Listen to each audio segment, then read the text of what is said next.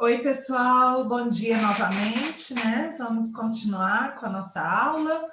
Nós estávamos trabalhando com os cientistas, né? Filósofos, pensadores da época, né? Tínhamos parado aqui, certo? Nesse slide. Bom, aqui nós colocamos alguns dos pensadores desse contexto para que vocês entendam de onde vem esse ideário, né, do realismo e do naturalismo, né? De onde vem esse tal cientificismo do século XIX, né? Bom, nós temos aí o Taine e o Comte, né, como representantes do positivismo, né?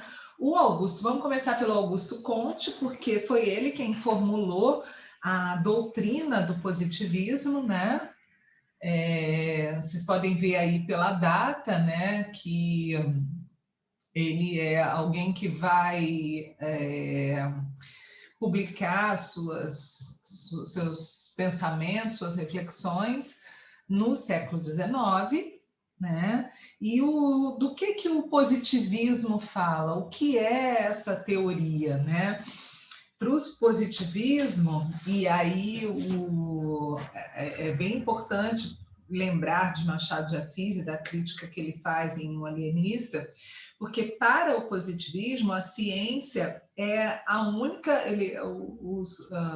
é a única forma de conhecimento verdadeiro, é a única forma de conhecimento válido, né? Então, o positivismo ele compreende, né, a ciência como a única possibilidade de conhecimento na realidade, né? E hoje, inclusive, quando vocês começam a estudar, vocês têm noção, né, de quando começam a estudar sociologia, né, por exemplo, essa é uma das primeiras conversas que se tem numa aula de sociologia, né, que o conhecimento, para entender a sociologia como se essa análise social como ciência, é preciso compreender como conhecimento científico, né? Acho que vocês estudaram isso ano passado. E aí vocês estudaram várias formas de conhecimento, né? O conhecimento científico não é a única forma de conhecimento, mas aqui, no século XIX, a ciência, ela sobretudo para os positivistas, compreendida como a única possibilidade, tá? De conhecimento válido, né? De conhecimento verdadeiro. E o Augusto Comte, ele digamos, quem formula essa teoria, né? O Taine, ele também o Taine, ele também é um positivista, né? Ele é um dos expoentes do positivismo no século XIX, na França, né? E ele também vai seguir essas ideias, né? Para ele, o método consistia em fazer história e compreender o homem à luz de três fatores, né? O Taine, ele é muito importante, para nós na literatura, porque quando estudarmos o naturalismo, aí, sobretudo, aí essa teoria do Taine vai aparecer nas linhas e nas entrelinhas, né, do chamado romance de tese, né? Que ele é um romance de tese porque ele quer comprovar uma ideia, né? Comprovar uma ideia como se fosse uma análise científica, né? E a literatura vai se ela vai se apropriar desse discurso científico da época, né? No caso de Machado de Assis, ele está fazendo uma crítica, né? Lá em O Alienista, ele está fazendo uma crítica a essa visão cientificista, né, da época. Mas no caso dos escritores naturalistas, eles vão, de certa forma, se apropriar desse discurso científico e cientificista da época. Tá? E o Taine é muito importante nessa perspectiva, porque o naturalismo ele vai seguir essa ideia de que a história só pode ser compreendida, né, à luz desses três fatores. Né? Que três fatores são esses? Né? Eu falei três fatores e não disse quais. Que três fatores são esses? São três fatores que, segundo eles, são determinantes para o homem, né? O homem em sociedade.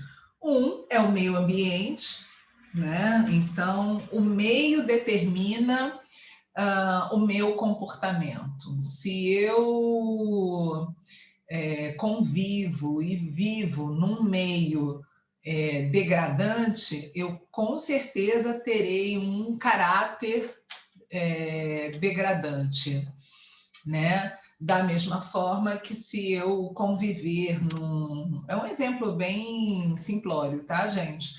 Se eu conviver num ambiente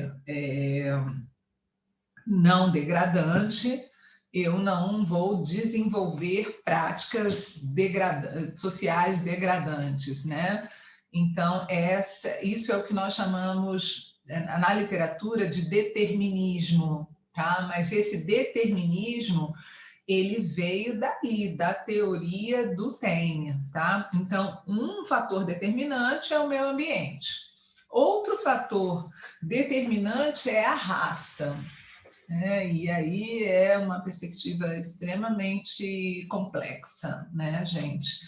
A ideia de que a raça determina o seu comportamento. E o outro fator determinante é o momento histórico. Então, o momento histórico também determina o seu comportamento, o seu caráter e a sociedade de uma forma geral, né?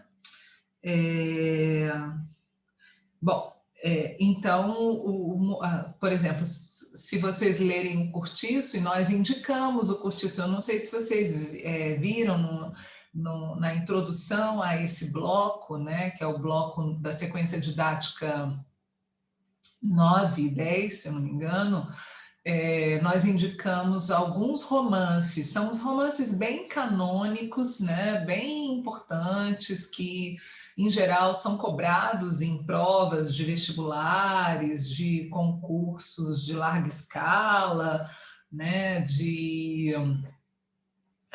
provas de uma forma geral, né, cobram essas obras, tá? Então, fiquem atentos a essas obras, que são Memórias Póstumas de Brás Cubas, do Machado de Assis,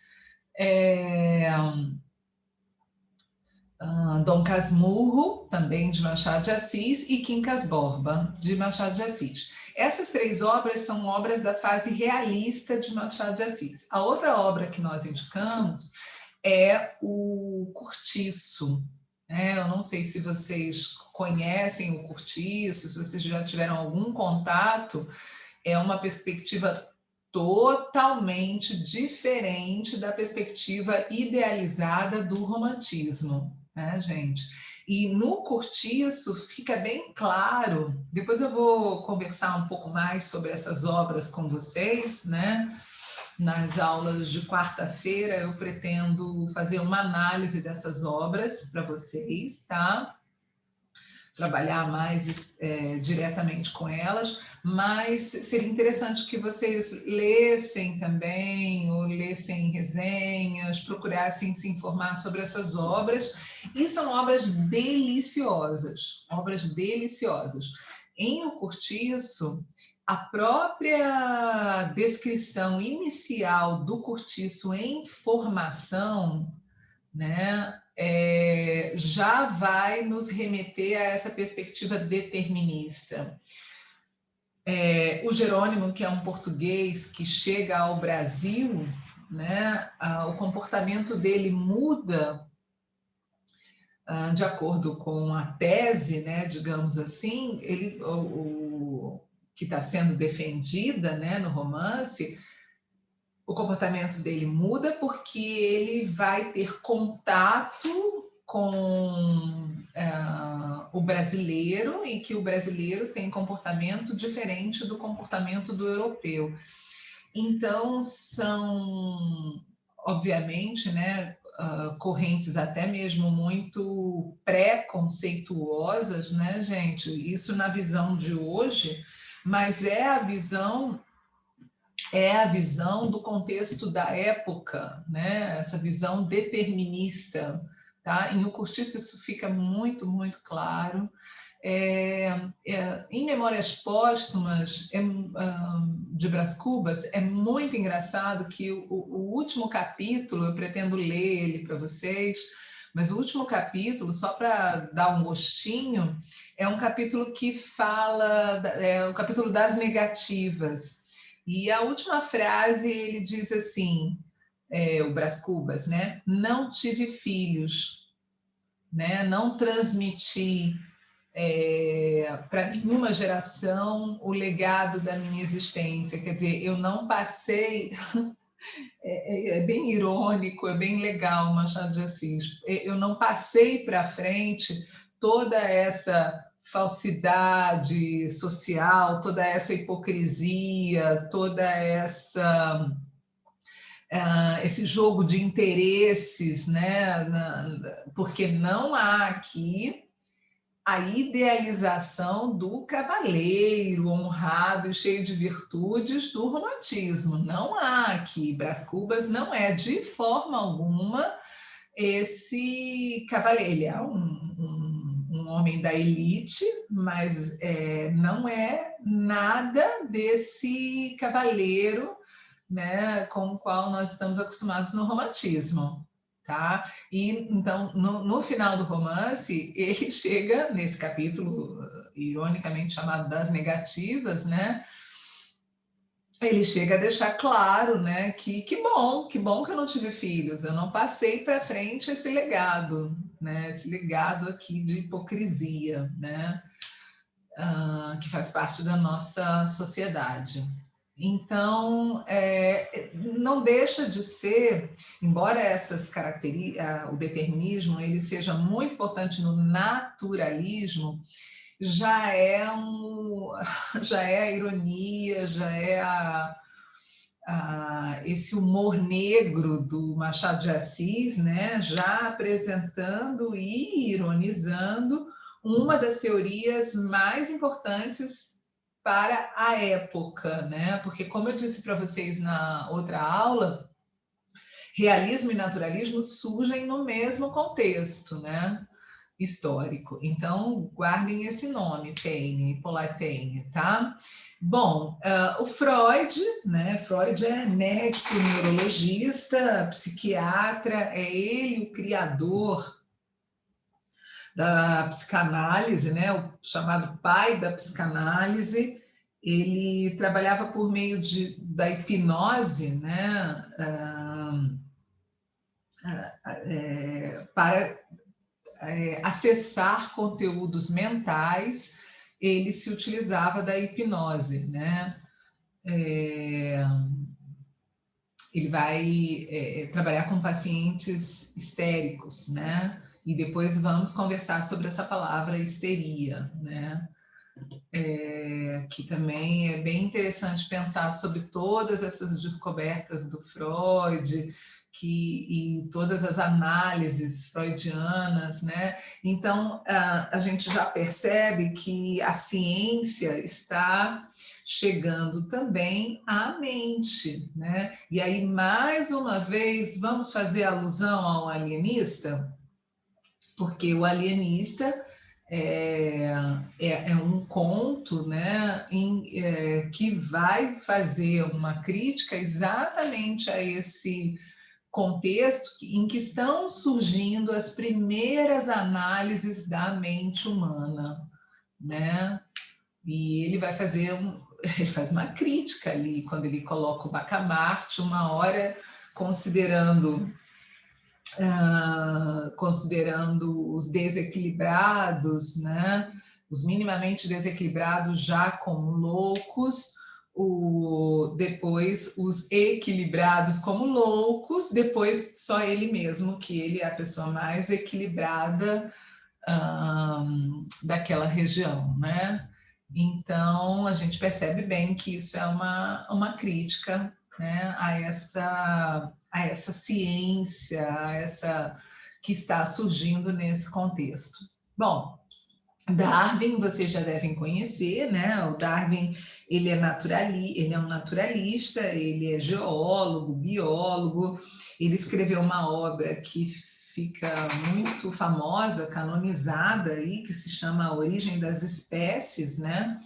Que é uma obra que traz um determinado entendimento sobre a nossa evolução, né? E essa obra, ela é extremamente revolucionária, completamente revolucionária, né? E todos esses conceitos e essas teorias que giram em torno do chamado darwinismo, né, vão estar também presentes na literatura. Inclusive, muitas vezes nós chamamos até mesmo de darwinismo social, né? Usamos essa expressão, né, para analisar, por exemplo, o cortiço. Para pensar em um cortiço, nós falamos não quero dar spoiler do Cortiço, que é uma obra muito legal. Tem um filme brasileiro, né, antigo, né, gente, e aí com todas as características do cinema produzido há mais tempo, né, mas é uma excelente obra e uma excelente digamos, adaptação, né? Uma boa adaptação da obra, dá para compreender bem o que é o cortiço, né? Com o filme, né? E, na verdade, essa perspectiva naturalista, ela está nas artes até hoje. Eu poderia citar vários filmes aqui, mas todos eles devem ser só para maiores de 18 anos, então não vou me arriscar em citar, não, mas tem vários com essa perspectiva mais naturalista, mostrando que o ser humano é fruto do meio, do contexto histórico e da raça, né? Tem vários filmes que trazem isso, né, como reflexão, né? Bom, o Darwin, então, ele é muito, muito importante aí para compreender tudo que se passa nesse contexto, né? E a literatura vai sofrer muita influência dessa chamada teoria da evolução, essa relação com a seleção natural, né? Nós das ciências humanas, nós vamos nos apreender de toda essas teorias, né? Também. Bom, e aí a gente tem o Marx, né? O Marx, ele é um filósofo, sociólogo, historiador. Marx, ele é um filósofo extremamente importante deste século, né? A compreensão da obra de Marx é muito importante para compreender os séculos vindouros, né? O século XX, o século XXI, né? Sem contar que algumas obras dele são belíssimas, como o 18 Brumário, Tem algumas coisas muito bonitas escritas por ele. Também tem filme, até um filme recente, eu não sei muito bem, não me lembro agora, vou pesquisar e digo depois para vocês. Eu não sei muito bem se o nome é Marx, o nome do filme, mas é um filme recente, e traz as teorias, né? E é legal de conhecer, né? E pensar sobre tudo isso. O Marx, junto ao Engels, né, que também é um filósofo da época, eles elaboram uma teoria política embasada no que se chamou de socialismo, né? Socialismo científico, que faz uma análise social e econômica, né, a partir de um conceito que para a época é um conceito novo, que é o do materialismo histórico dialético. É o Marx quem vai fazer a primeira crítica às questões relativas à exploração no trabalho, né? E a desigualdade social, né? E aí é legal, muito legal ler o Marx e compreender, né, esse legado, né, crítico que ele nos traz e observar que ele está dentro de um determinado contexto no século XIX, em que surgem algumas práticas, né, trabalhistas de fato que exploram bastante o ser humano, né? E aí ele vai apresentar uma série de conceitos que são muito relevantes, sempre muito relevantes, né?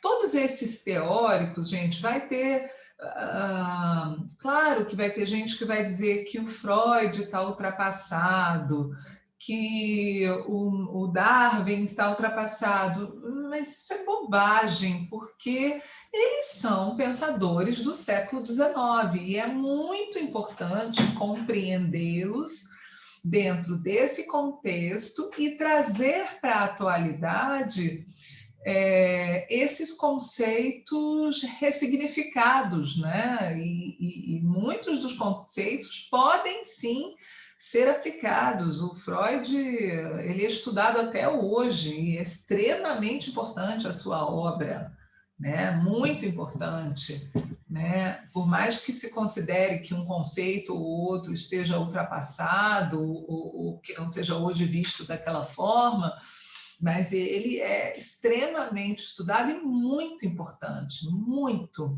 né? Da mesma forma o Marx, né?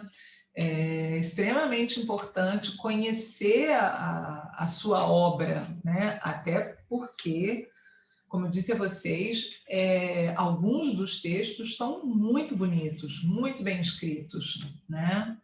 Ok, continuando aqui, então, de modo geral, 1870 marca, deixe-me ver a hora, marca no mundo uma revolução nas ideias e na vida, que levou os homens para o interesse e a devoção pelas coisas materiais.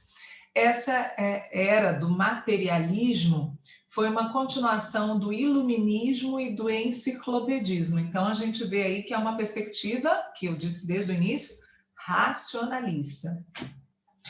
Iluminismo e enciclopedismo do século XVIII e da Revolução Francesa, né? Então, é um contexto que acredita no progresso indefinido e ascensional e no desenvolvimento constante da civilização mecânica e industrial. Isso é século XIX. Eu citei na outra aula o filme Tempos Modernos.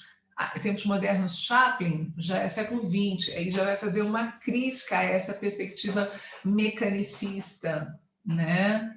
enfim, é interessante compreender essas críticas, né, essas teorias, né, até mesmo para entender o mundo contemporâneo, porque elas estão aí, né, dialogando, todas essas teorias, né, estão aí em efervescência o tempo todo, na verdade, né, e nós podemos utilizá-las ainda hoje para fazer análises, né. Bom, então a gente tem o Schopenhauer, as ideias de Schopenhauer, né? Uma imagem aí do Louis Pasteur, só para a gente entender esse conceito e lembrar de alguns nomes que vocês na escola até já conhecem, né? Mas lembrar que essa é a efervescência científica do final do século XIX, tá? Bom, dito isso, vamos tentar contrapor, então, essa tal na verdade, esse tal grupo que surge aí no final do século XIX, realismo, naturalismo e parnasianismo, né? Ele se opõe ao romantismo, né? Como nós dissemos há pouco. Agora vamos tratar especificamente do realismo. Enquanto o romantismo é subjetivo, ligado à emoção, ao sentimento, o realismo é objetivo. Então, nós colocamos subjetivismo, objetivismo. Esse quadro está no livro de vocês, tá certo? No romantismo, nós temos descrições e adjetivação idealizantes, voltadas a elevar o objeto descrito. Lembra que eu falei isso na outra aula para vocês? Né? Então, idealização da mulher, idealização do cavaleiro, né? Idealização da pátria, certo? E por isso descrições. Eu até citei o trecho um trecho de Senhora, não foi? No realismo é diferente. No realismo, essas descrições elas são objetivas, tá? Como nós já dissemos há pouco, elas pretendem o quê? Captar a realidade real, né? Digamos assim, né? No romantismo, a linguagem é culta, o estilo é mais metafórico, mais poético. Aqui no realismo, a linguagem é culta, né? Se vocês lerem Machado de Assis, vocês vão perceber isso. A linguagem é culta, mas ela é mais objetiva, ela é mais direta. Inclusive, não há nada em Machado de Assis que seja a mais, gente. Não há nada. Vocês devem ter percebido isso nos contos. Nada pode ser dispensado, né? Nada. Então, é sempre a descrição é sempre com o objetivo de conseguir retratar da forma mais realista possível a realidade, certo? Bom, no romantismo a mulher é idealizada, ela é um anjo, né? Ela é angelical, ela é pura, ela é perfeita. É só a gente pensar em Úrsula. Vocês se lembram da descrição de Úrsula?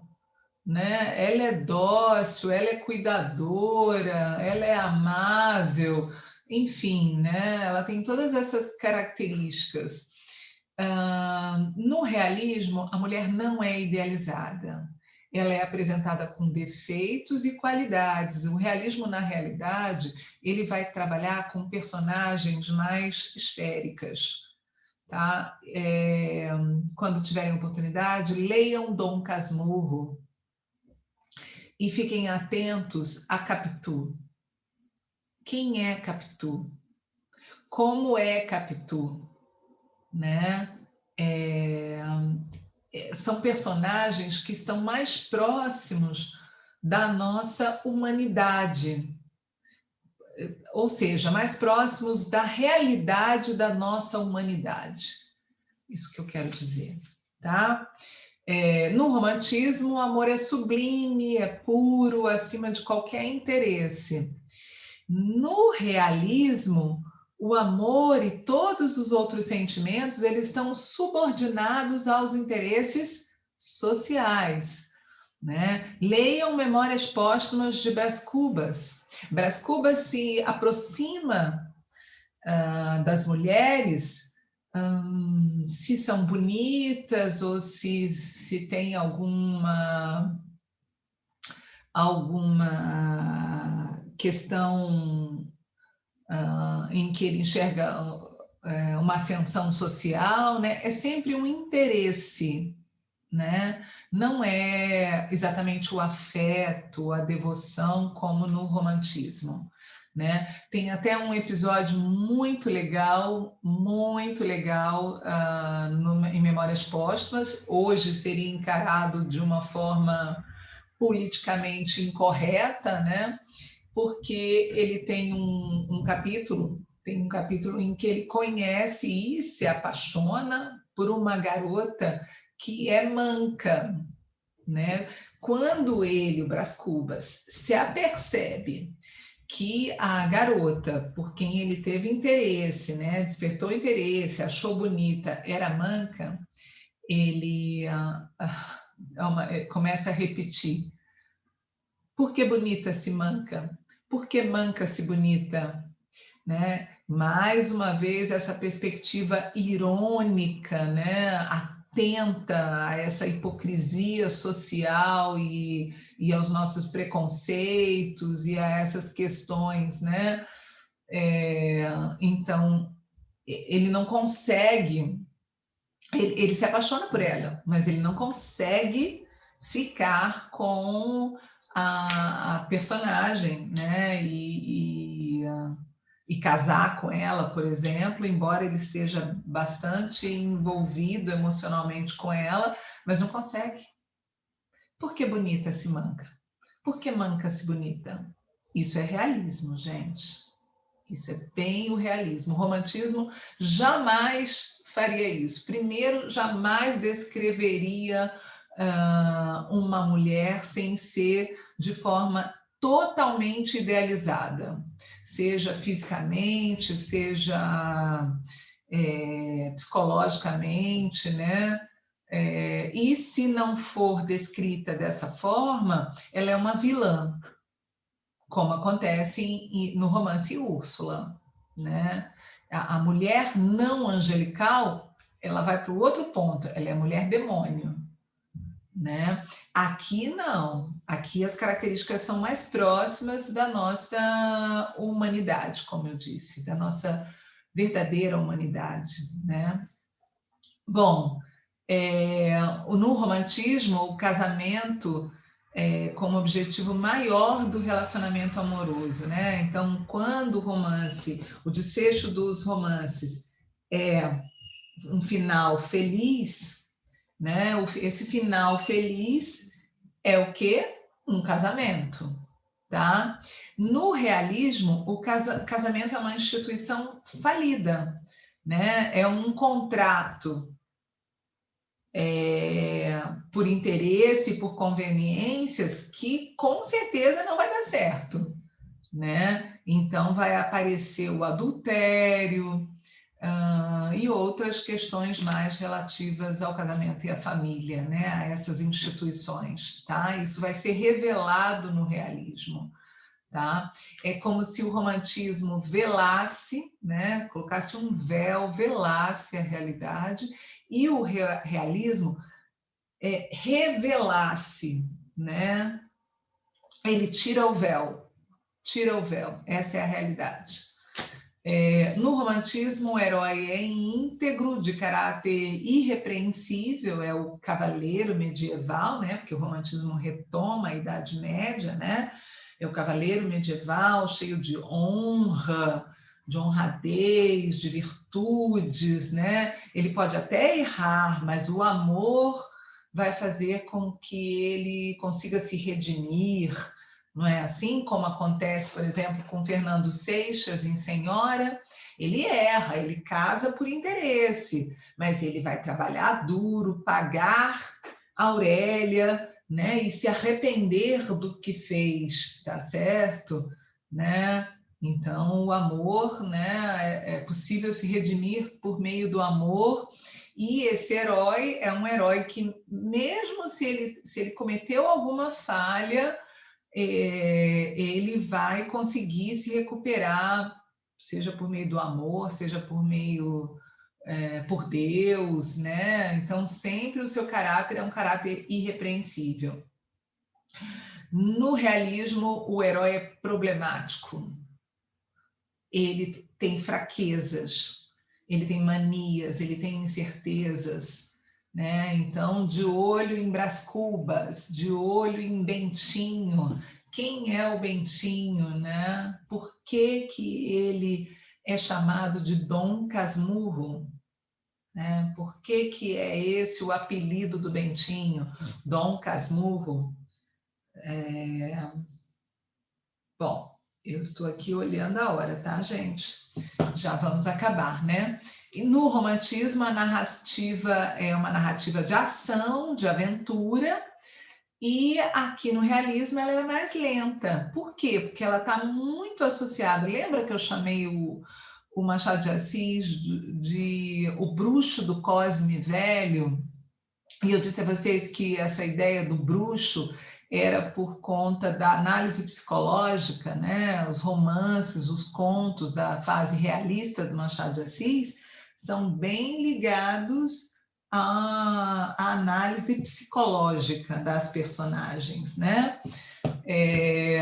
Bom, as personagens do romantismo, em geral, são planas, previsíveis, né?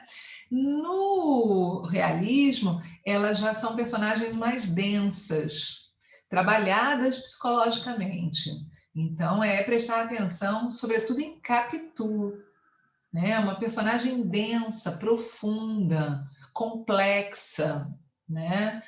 No romantismo, o que importa é o eu, é o culto do eu, é o individualismo, né? No realismo, o universalismo. Né? Ok, pessoal, vamos acabar por aqui. Um beijo para vocês. Amanhã a gente continua. Amanhã eu vou tratar dos romances, tá? Começar a tratar dos romances e relacionando as características do realismo, tá bom? Um beijo bem grande para vocês. Opa, fui adiante. Um beijo bem grande para vocês, um bom dia e até amanhã, tá certo?